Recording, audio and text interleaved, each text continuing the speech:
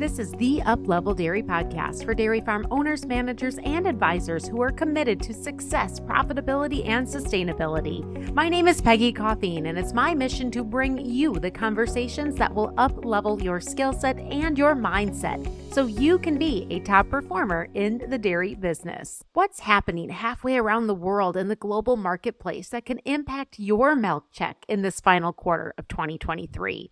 On today's episode, you are going to get the cliff notes on the trends in the export market, along with domestic supply and consumption, so you can be informed and empowered to make the best decisions for your dairy. And here to share that with us is Mary Keough Ledman, Global Dairy Strategist with Rabobank, which has recently released its Global Dairy Quarterly Report. Mary has been studying market trends and dairy economics for her entire career, and she has the ability to look at the global picture and break it down into the snapshots that matter to you most. So while you are busy doing the day-to-day on the dairy, it can be a stretch to keep up with the world markets, let alone understand what they really mean for your milk check and your long-term picture. But Mary is here to break it down for us today. We are diving into the top two countries Mary can't take her eyes off of in Q4, the cow-loving country that could be the export market wildcard, what Mary believes gives U.S. dairy farmers the long-term competitive advantage, and the strategic move that could make your milk more marketable. This episode is sponsored by Adiseo, global leader in animal nutrition and premier provider of rumen-protected methionine for dairy producers who want to capture the value of components and maintain the health of their high-performing herds. So let's start with that bigger picture. Why does the export market matter? Well, because exports make up as much as 18% of your milk check any given month, providing an opportunity for the milk production growth that outpaces domestic demand. So the simple reason why exports matter to the U.S. dairy farmer is because we're increasing milk production in the U.S. faster than domestic consumption. So in order to support a 1.5% gain in milk production annually, and that's a gain that we've done in every decade since I've been in this business, since the 1980s. We're a little bit behind the curve here in the decade of 2020, but I'm optimistic that our farmers, this is a challenge that they are very well positioned to meet. Just domestic demand grows at maybe 1%. So anything over 1%, we have to have another outlet for. And that's why the export market is so important for our dairy farmers in the United States. 80% of global dairy exports come from 7 key regions. So Rabobank has been tracking global milk production growth in what we call the Big Seven. And so number one is Europe. So the European 27 plus the UK account for about 30% of global dairy trade. And that region produces 55 to 60% more milk than the United States. Then you have New Zealand and Australia.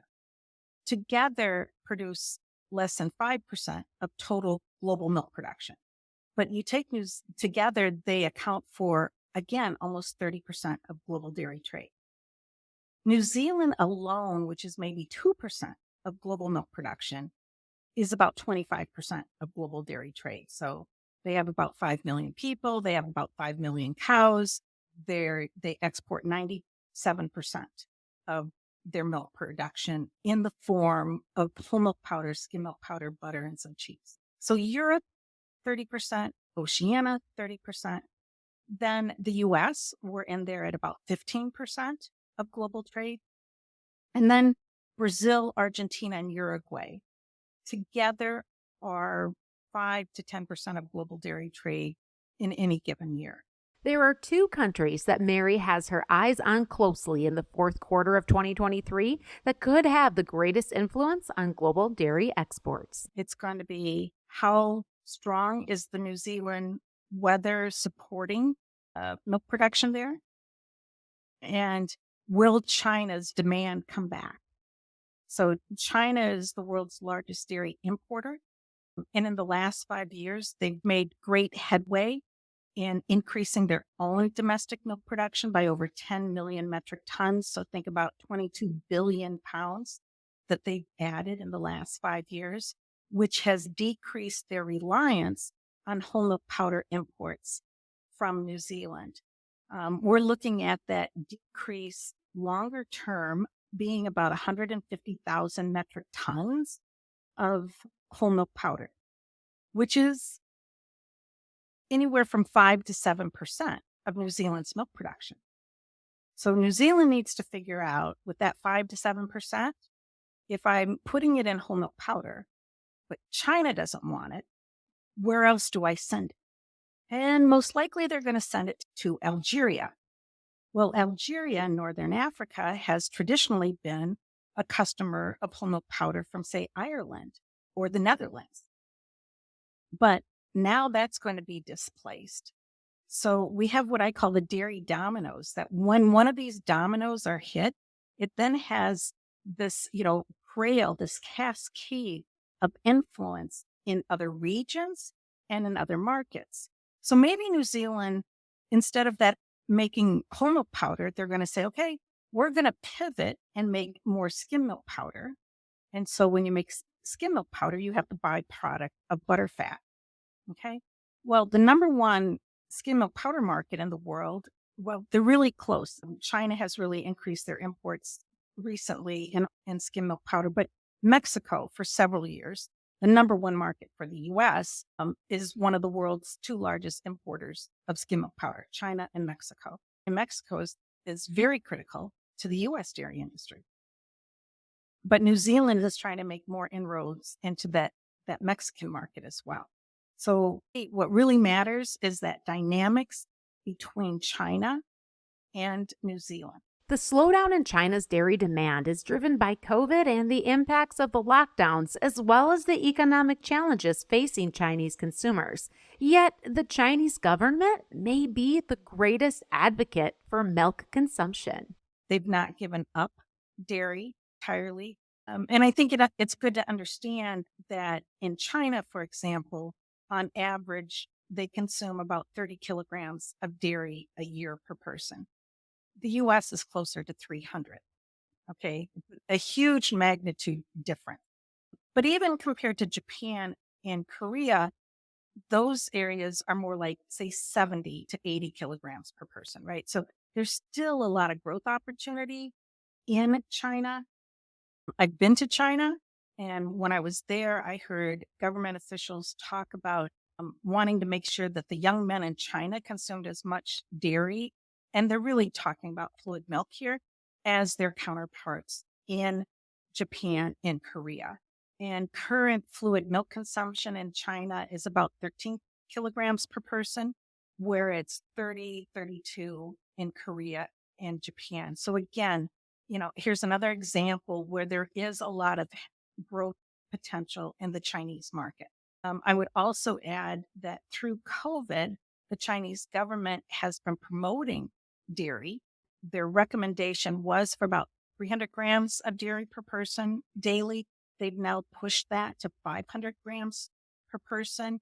But in reality, on average, again, 1.4 billion people spread across a pretty massive land mass, they're closer to 150 grams per person. So while things seem soft at this time, right, we've seen really more of pullback and not a decline in. And let's not neglect to consider the European Union, as Mary mentioned, the number one milk producer in the Big Seven, where inflation is taking its toll on consumer spending. We've seen the trading down in the European economies, and that has resulted in more what we call exportable surplus out of Europe.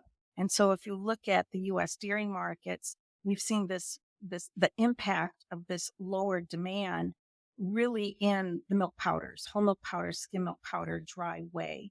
The U.S. is not really active in the whole milk powder market, but what we know is non-fat dry milk, that price is like $1.10 today. A year ago, it was $1.80. And more of what I would call a historical average would be more about that $1.40 price level.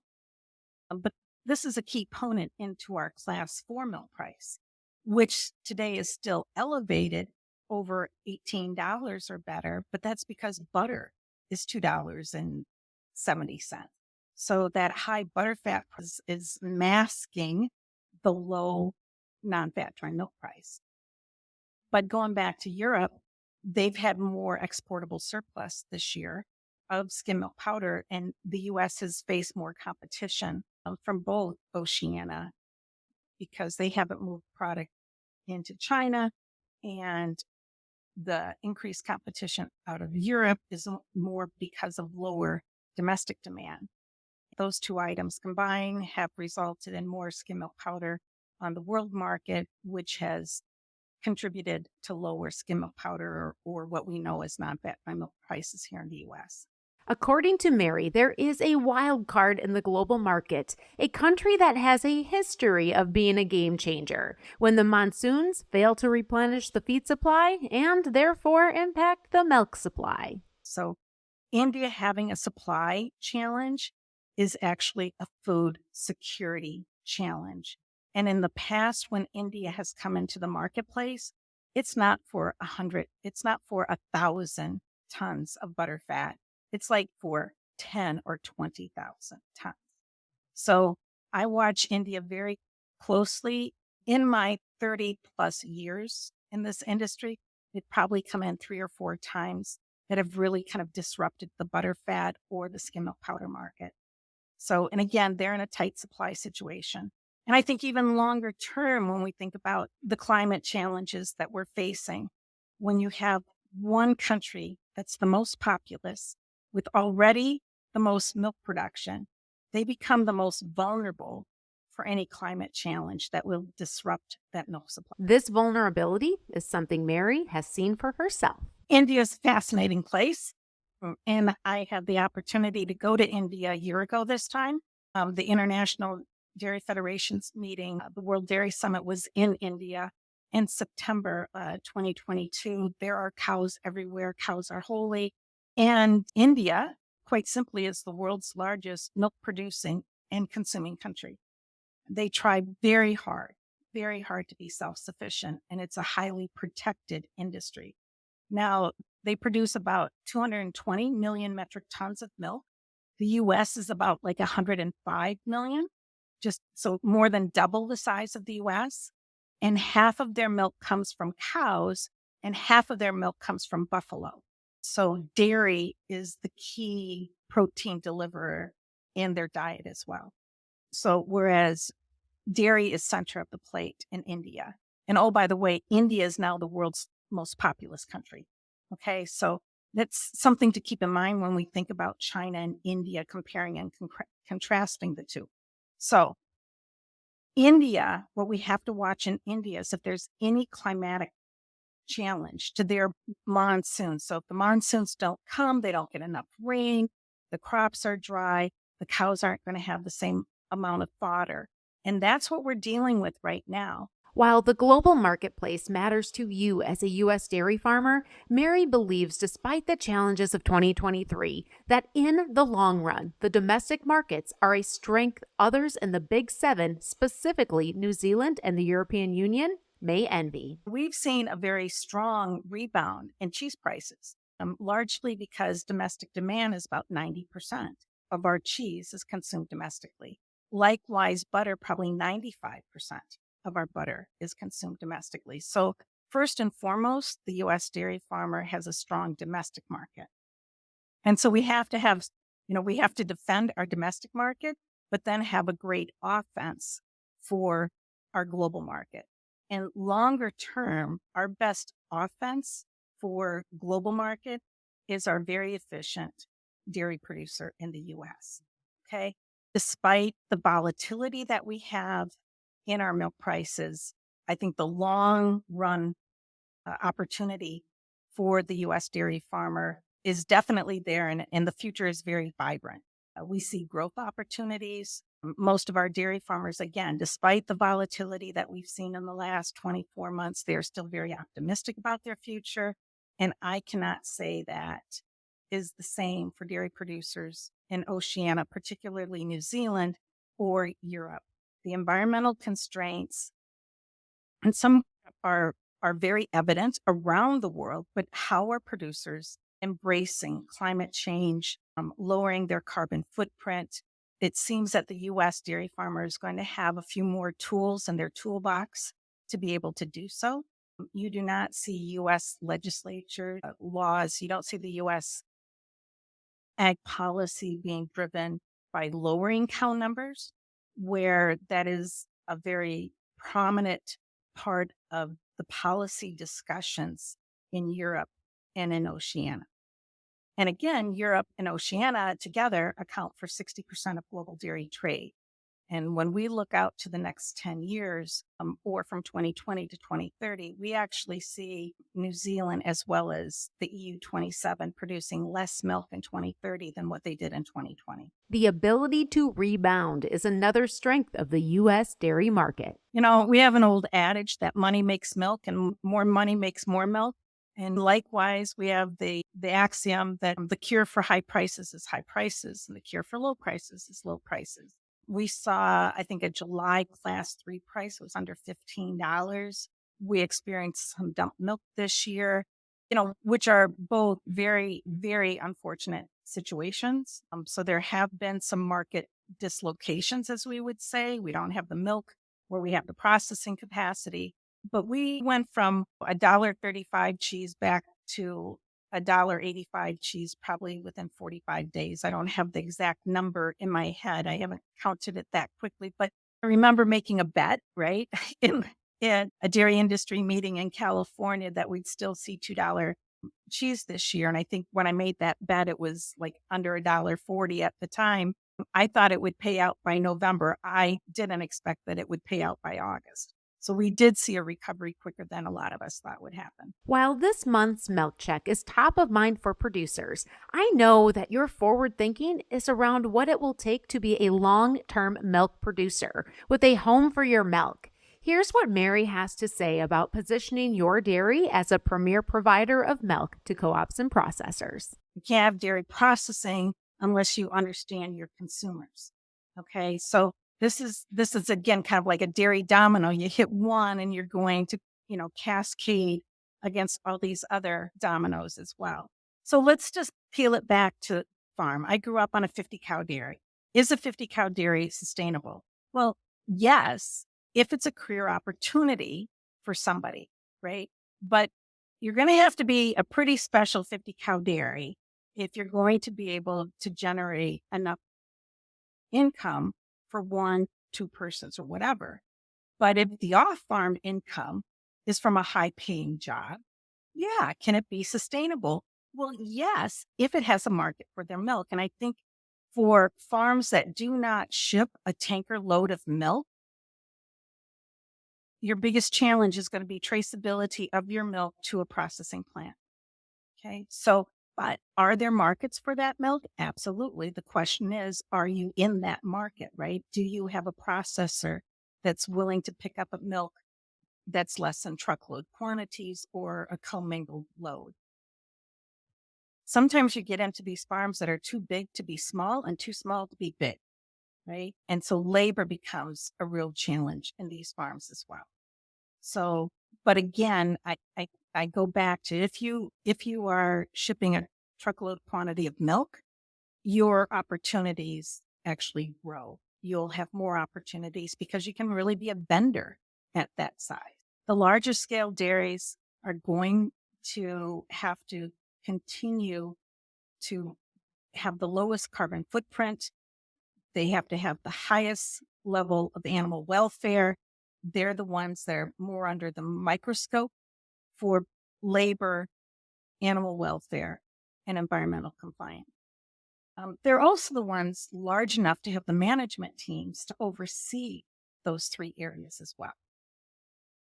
So, but every dairy farm, whether you have 50 cows or 5,000 cows, those 3 items are still very important to the consumer, right? Which, how do you treat your people? How do you treat your animals? And how do you treat the environment? Not only is the consumer concerned about these 3 key factors, but there is a trend shifting in consumer demographics that could be a positive move for dairy consumption. We also have to look at how the consumer is changing. I don't eat the same dairy products today as I'm in my 60s as what I did in my 50s and my 40s. And if you look at the demographics of the world, pretty much every place outside of Africa is getting older. Okay.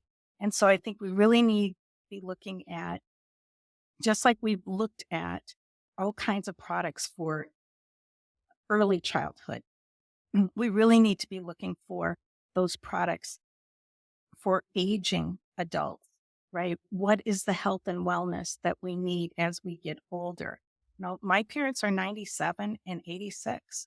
They're drinking Fairlight today because it has added protein for them. So I think that there are going to be more products like that, whether it's added protein or if it's something for memory health, but health and wellness and personal nutrition for the aging global community is going to be a great opportunity for the dairy sector. And this plays into the global picture in this fourth quarter of 2023 and well into the future of a growing global population. My parting message is that there are great opportunities for the U.S. dairy industry, largely because it's really looking towards the future and being sustainable and producing milk with less resources. And the rest of the world is looking at reducing cow numbers.